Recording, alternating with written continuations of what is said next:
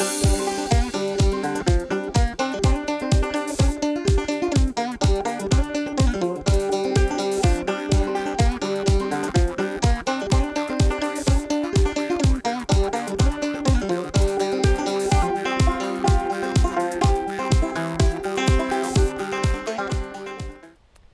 Dirt Farmer Jay from dirtfarmerjay.com. We're back again. If you watched our earlier video on thinning peaches for productivity and flavor, this is a continuation of that. And if you're tuning in for the first time just to see about how to thin peaches that are now at the stage ready to be pruning, make sure you look for that video as well on our YouTube channel and check back and see what the tree looked like just about 30 days ago, early in the season. As you can see, it's a breezy, warm day. It's about 80 degrees today here. It's early spring here in the Mountain West.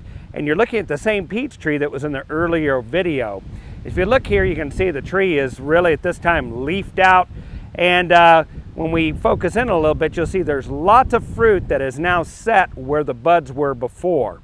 Now, as I said in the earlier video, almost all fruit trees, and peaches are not an exception, will produce more fruit than they can ever hope to bring to full maturity. Again, the tree is trying to create next generation. You as the orchardist are trying to produce sizable fruit that's very sweet. And to do that, you need a good ratio of leaf surface to fruit so that the sweetness can form in the fruit and they can bulk up to the size that's going to be more desirable. All right, well, let's take a look here and see what we've got here now. It's been about a month. Those blossoms have set, and as you see here, there's all sorts of fruit is starting to set in. There's a little side branch that's got lots of fruit. Let's zoom off to the left here a little bit, and you can see up in this, there's plenty of fruit. Look it up in here. There's fruit all over in this. Here's one right there that's got, several pieces of fruit right here in one area. If I just leave those the way they are, there's two things that'll happen. One, this fruit will not size up. Number two, if the fruit is beside each other and you've got all this fruit beside each other, the tree is in constant motion because it's out in the open. You're going to get birds sitting in it. You're going to get the wind blowing. Things are going to move around, and those things are going to rub on each other. And number one, scar the fruit, toughen up on one side. And in many cases, they'll actually create a place where an insect can get into the fruit, spoiling it, laying in an egg, larva damage, that sort of thing. So to avoid both of those situations, we're going to thin it, get better fruit, sizable fruit, sweeter, less damage, and the appearance of the fruit's better. Well, let's get to work. What we're actually doing here is we're going to thin the fruit out, and what we're getting here is about 6 inches distance. And I just use, let's zoom back a little bit, put me back into the camera a bit.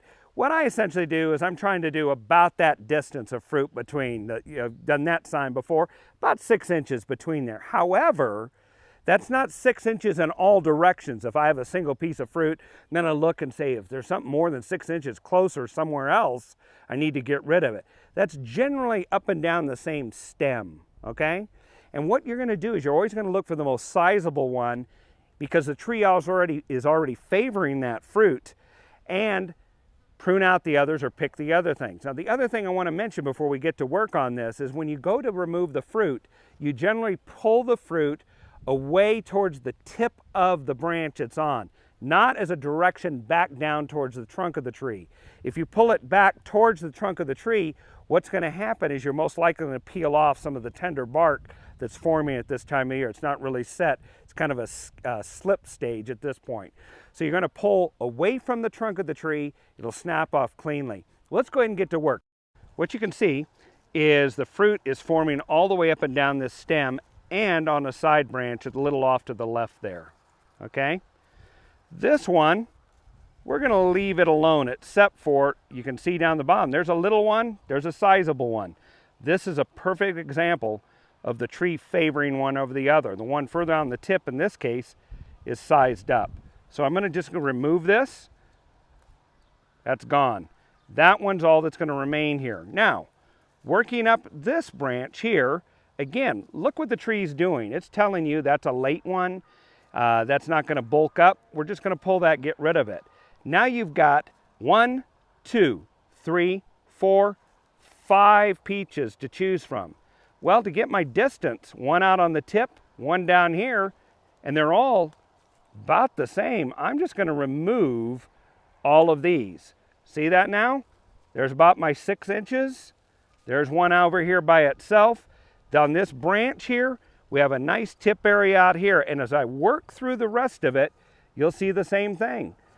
There's only 2 on this. That's not a little less than 6 inches, but that's all right. I'm going to go ahead and leave it because there's a lot of leaf canopy here, more than enough to feed that if I'm keeping things in ratio. And I can just work through the rest of the tree the same way. There's a single one here. Notice there, we're okay. Here's a little guy over there all by himself. Gonna leave that alone. And so it goes through the rest of the tree. Why not wait until they're a little bit bigger? The reason for that is the longer this fruit is on the tree now, the more energy and resources the tree will put into that fruit, leaving less to distribute to the fruit that you desire to keep. So about now is a great time to do it. It's wonderful outside, it's warm, this is going to fruit very well, and I'll work through the tree off camera here and go ahead and take everything off of that. And we'll revisit another video at the end of the season, this self-same tree, and show you the fruit, the result of what's happened. I'm Dirt Farmer Jay from DirtFarmerJay.com. If you like this video, make sure to like it. Better yet, subscribe to our channel.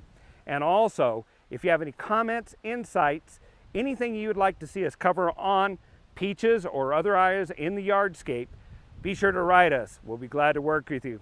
Until the next time, I'm Dirt Farmer Jay.